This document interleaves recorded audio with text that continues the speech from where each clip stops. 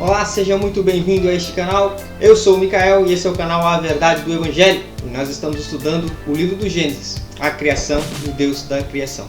Falando mais especificamente agora sobre Abraão. Então deixa seu like, se inscreve no canal e segue o vídeo.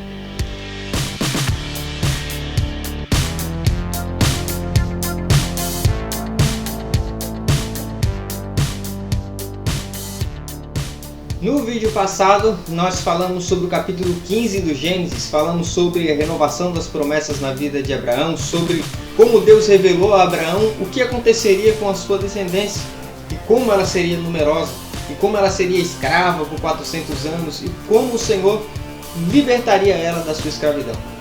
E hoje vamos comentar o capítulo de número 16 do Gênesis.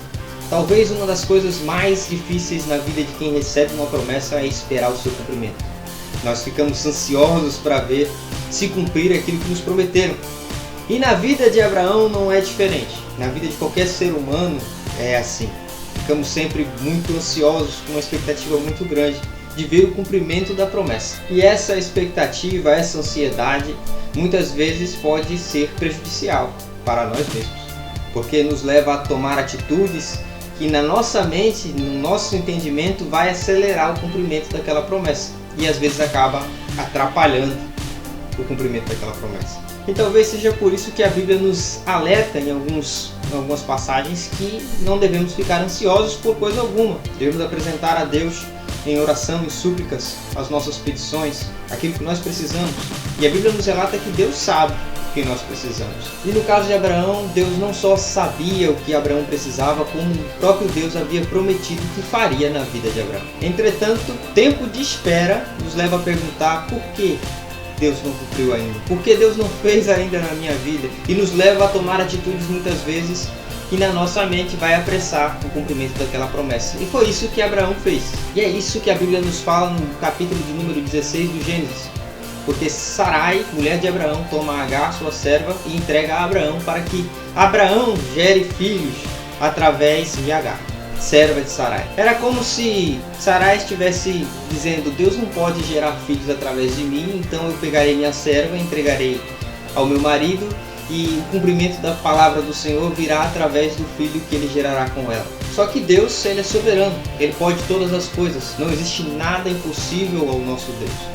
E por mais que as coisas sejam difíceis aos nossos olhos, Deus é o Criador dos céus, da terra, de todo ser vivente, Ele que fez o sistema produtor do homem e da mulher. Como é que Ele não poderia gerar um filho através de Sara? Mas como eu disse, o tempo da espera faz com que tomamos atitudes diferentes do que Deus tem prometido para nós.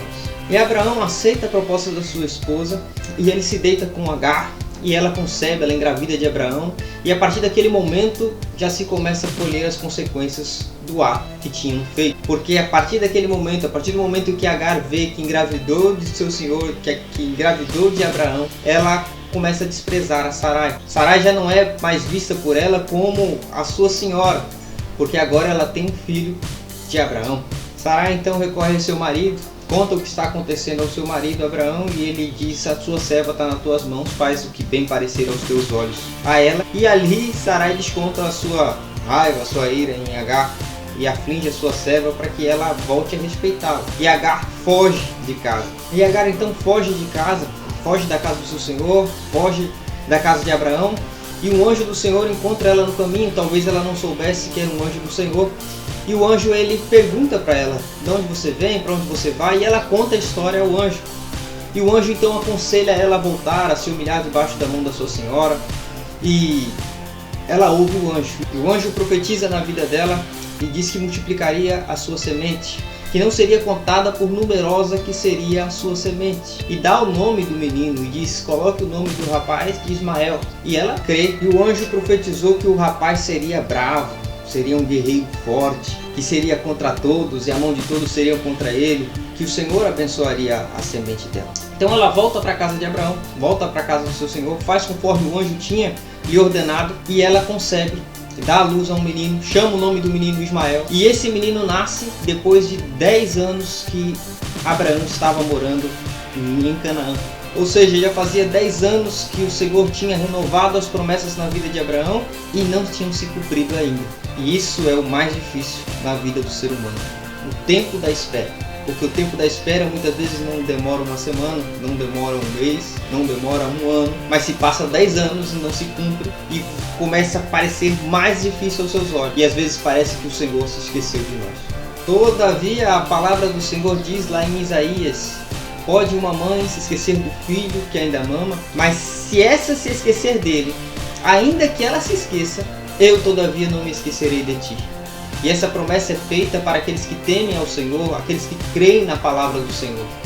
É importante nós vermos que a Bíblia ela tem um público-alvo, aqueles que creem. Deus ele fala para os seus filhos, Deus ele faz promessa aos seus filhos. E a Bíblia diz que aquele que crê, ele tem o poder de ser chamado filho de Deus. E por ser filho de Deus, ele tem direito à promessa. Ele passa a ser herdeiro das promessas que Cristo fez em sua palavra. A Bíblia ela diz lá em João capítulo de número 1, veio para o que era seu, diz, os seus não o receberam, mas todos quanto receberam, deu-lhes o poder de serem feitos filhos de Deus, os que creem no seu nome. A condição que ele dá para ser filho de Deus é crer no seu nome. A condição que você tem para fazer parte das promessas descritas na Bíblia é crer. E nós vamos ficando por aqui para que esse vídeo não fique muito longo. Fique com Deus, se inscreva no canal e até os próximos vídeos, se Deus quiser.